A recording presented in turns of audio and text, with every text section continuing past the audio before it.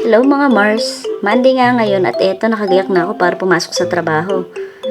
Eto nga't nagmamadali na ako, maaga ako dapat, bawal malate kasi Monday ngayon.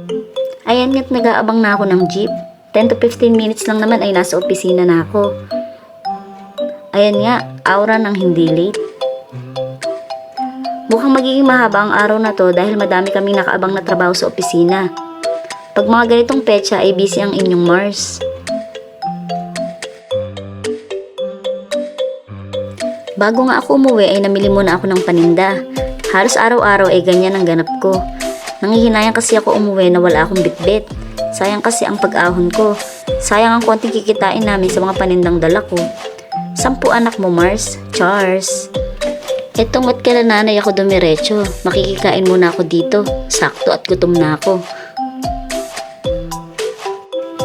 Ayun nga't habang kumakain at nagkukwentuhan kami ng mga buhay-buhay, din namin namalayan na ang dami na naming nakain.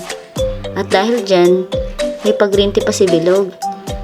Hanggang dito na lang mga Mars. Pagod ang Mars nyo. Bye-bye.